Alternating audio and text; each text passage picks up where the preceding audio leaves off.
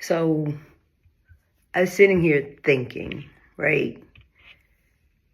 And this new wave of this mental health messaging that I believe is rooted in fragility and self-protection and discomfort is now pathologized. I don't think it's just misguided, right? I think that it's harmful, and I think that it's specifically harmful for marginalized communities. And I say that because one, marginalized communities, they already start with we, because I'm a part of that.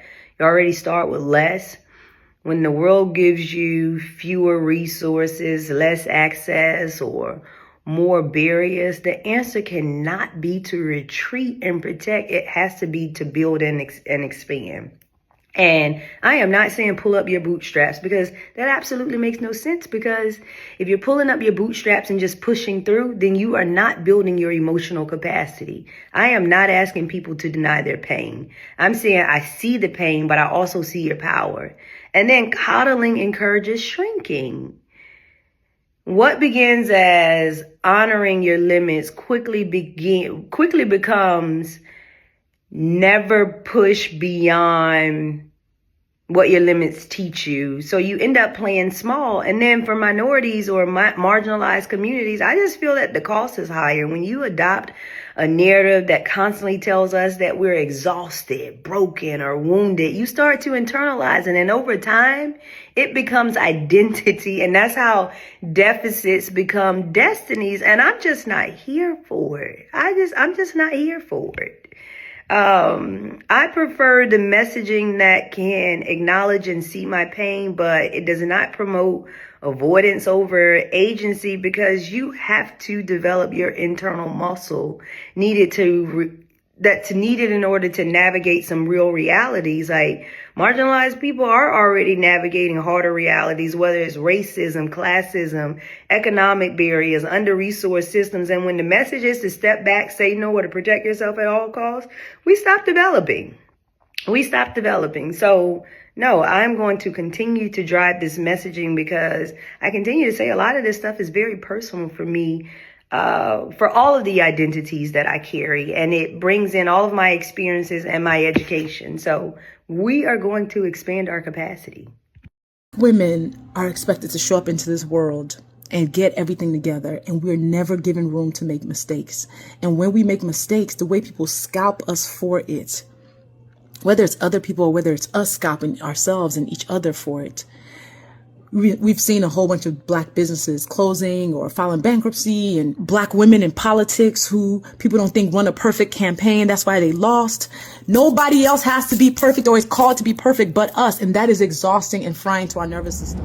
It's a lot of y'all all day long. You be on the phone, going here, going there, driving here. You been over there. You was over there. You talked to so-and-so. You talked to other so-and-so. You did this with such and such. All this shit. Nothing real has gotten done. No real shit. Some of y'all, when I be on one-on-ones and I talk to y'all about y'all goals, when I break it down, okay, what you trying to get done? Okay, when did you set this goal? What date did you put on it? Okay, how long you been working on this? You've been just doing what I have been, I did this and I did. All you doing is going around talking to people, looking at shit and pretending like you actually doing some shit. That's busy work, bitch. These are the people you hear, they always fucking trying. They've been trying since the word trying came the fuck out. I've been trying to get my business off the ground. Yeah, child, I've been trying to get me and my kids in a better space. Yeah, I've been trying to get my money up. Yeah, a nigga been trying, man.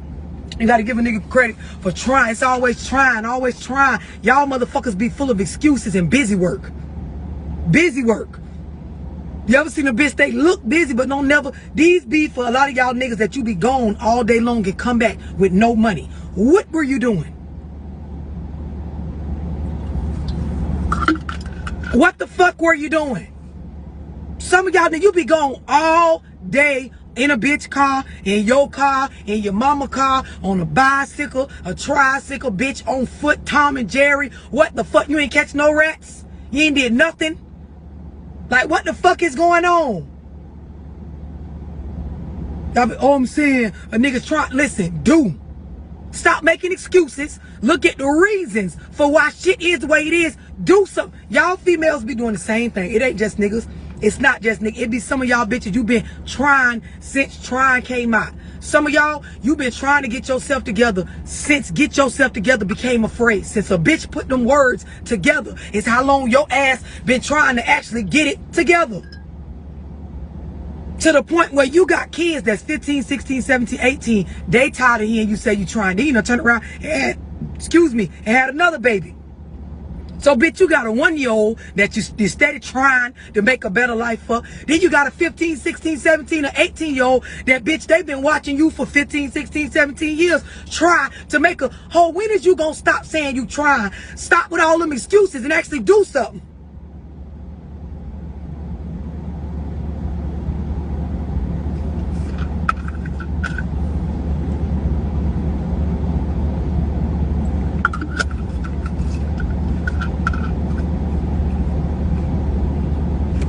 Hold on, y'all.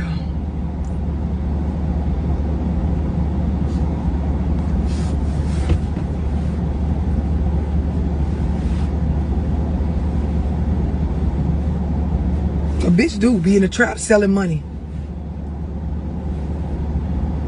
But shit, a lot of y'all females don't be no better. Bitch, you be having assistants and you still trying. It don't make no sense. It don't make no sense. Niggas don't even be having no jump start. Y'all hoes be having an actual jump start. You get Section 8, bitch, you get food stamps. Ho, they be giving you cash assistance. Bitch, you be getting child support. I don't give a fuck if it's a little bit or not. Bitch, you're getting something and you still for years just keep making excuses and saying, when the fuck are you going to do? And I don't mean to do like y'all talking about. I mean do budget your money. I mean do write yourself some goals. I mean do manage your emotions. I mean do better, bitch. I mean do something, ho, that got to do with actually building some growth, some generational wealth. I mean do read a book. I mean do go research something. I mean do expand your knowledge on what the fuck you know. Things I think you should know to stay safe that maybe no one ever told you, taught you, or talked to you about. Number one, because it just pops up in my head. Never go to a car wash in the evening or at night. You know, like the ones at the gas station that you drive through? Somebody could be in between the sides of like while your car is going through really slow getting washed. And they could carjack you. Anything could happen. So just don't do it.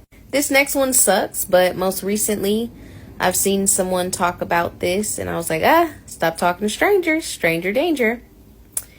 There are people that are recruited as like employees for the trafficking world, and a lot of them are recruited as women because they come off as unsuspecting and they talk to you while you're in Target shopping for tissue paper. They talk to you while you're at the grocery store buying the taco meat for your tacos tonight. Yeah. When you get approached by somebody in an instance where you didn't ask them to tell you, oh my God, your hair's so pretty. What do you put on it? Oh my gosh, what sweatshirt is that? Just be like, da-da-da, bye, and move away from the aisle. Go to a whole nother aisle. And okay, hey, maybe they weren't a weirdo. Maybe they aren't trafficking, but it's not worth you trying to figure that out. You know, when you're doing valet, make sure that you're taking your car key off of the little ring that you have for all other keys. Do not underestimate. I'm from California, where there's a trillion hustles. You should not underestimate that there's someone behind that venue in a big old van that has a key copier. They take down all your information, your place, etc. And they got a cousin that works at the DMV to run your information. And then before you know it, weeks later, you're robbed. If you go to a certain school, work at a certain hospital, etc., probably not the brightest idea to leave your little like information tag in your like car dashboard area and drive around the city and everywhere else and not take it out, because all that tells somebody is where you go every day, how to find you next after you leave the grocery store. It's not smart. Just stop doing it. This one's not a blanket statement, but just keep it in mind. Always do your best to get receipts, because there are some establishments that have managers and employees who like to rob their customers. You'll pay for something for $12 and they go, you want your receipt? And you say no. And you'll never know that your card was charged $35, $40 because they know every day that their cash register always ends up being short, and that's how they're saving the difference, or they're just flat out robbing everybody that says no to a receipt. Get your receipt. When you get new tags on your car, again, this is another California, if you know, you know, make sure that you are scraping through it with a knife or your key to make sure that no one can simply just pull it off.